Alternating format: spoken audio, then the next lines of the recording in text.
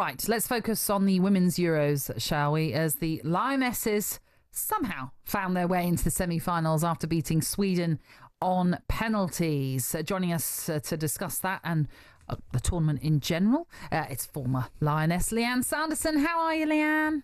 Lianne? Morning, guys.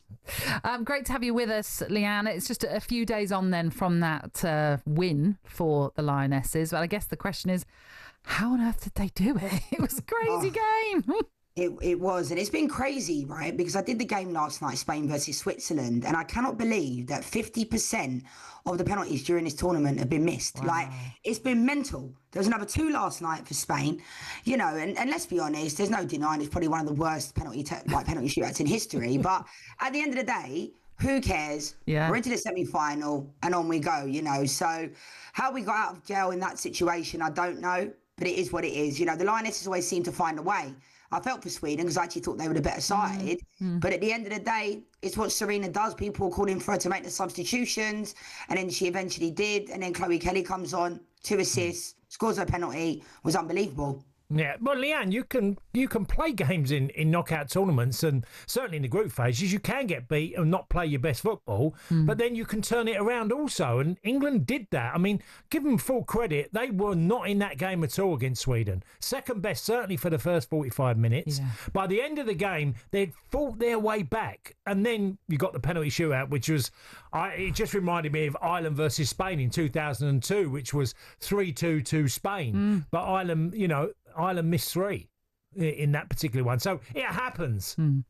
Yeah, it happens in men's football as well, as you mentioned, Cass, because I think, like, you know, I can sit here and say it wasn't a great penalty shootout, but I think there's a different type of venom that comes when it's in the women's game and, you know, there's penalties being missed. Everyone's like, it's women's football. I think, hopefully, you know, I wish that we'd got past that point of some people saying those types of things, but at the same time, it is what it is. It wasn't a great penalty shootout, but I think, you know, I don't want to get too wrapped up in that. I want to focus on the fact that you're right. In the last World Cup in Australia and New Zealand, we should have got beat by Nigeria as well. And then we ended up getting to the final and losing to Spain. So, you know, at the end of the day, I think the players do a really good job at, like, kind of blocking out the outside noise, as they like to say. But we did get away with one. Serena even said it herself.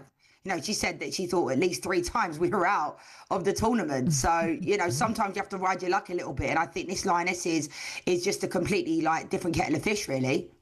I mean, there were some defensive issues in that game as well. We've seen that a few times with this England squad of late. Jess Carter, once again, had a tricky evening.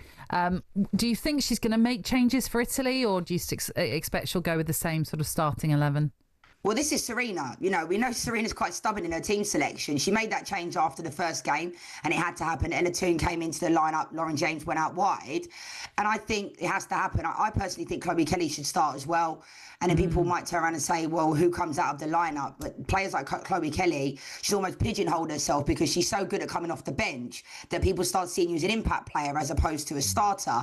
I think Jess Carter, it's difficult because she had a rough tournament. Yeah. No denying that. Against France, she was poor. She doesn't need me to tell her that. It happens, you know. But at the same time, coming into the tournament, I don't think Serena knew her best back line. I don't think she knew her best 11, and I don't think she knew who was her best players in the back line. I think Millie Bright has been a massive loss to this team. I genuinely do, and it'll be interesting to see because now Leah Williamson, you know, left the stadium on crutches. Hopefully, you know, it's not a long-term injury. Hopefully, it's just precautionary. But I do think in that back line area, certainly down the left, Alex Greenwood as well. I love Alex Green. She's got a fantastic wand of a left foot. But I think, you know, there's been vulnerabilities there. I thought Esme Morgan came into the game and hasn't played much for England at all, you know, historically. But I thought she had a rough start, you know, in that game. And then after a little while, found herself. Yeah. Very, very quickly, because I know you said you watched that game yesterday, Spain, Switzerland. You're part of the commentary team for it. They're awaiting the winners of France, Germany to see who they'll play in the last 4. Do you expect that Spain will get through to the final? I mean, Spain's just looking so good. Even though they were tested by Switzerland, they made it hard for them. They are. And fair play to Switzerland, to be fair, because as the host nation, you know, I questioned, you know, as we know, the host nations automatically qualify for tournaments. And I'm not quite sure Switzerland would have been that team that might have qualified because, you know, they're one of those sides that are not the best historically. But Spain last night weren't at their best, probably been their worst performance of the competition, but they still won 2-0 and missed 2 penalties. So it's what they do.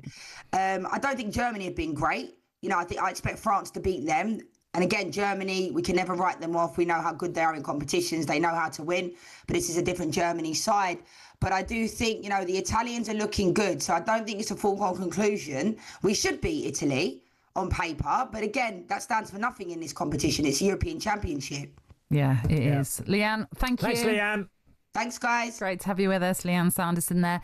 France-Germany, that final quarter-final taking place this evening. It's on talkSPORT 2. You can tune into that to see who will play Spain in the semi-finals. And speaking of the semi-finals, that first one, England against Italy, taking place on Tuesday. That'll be right here on talkSPORT.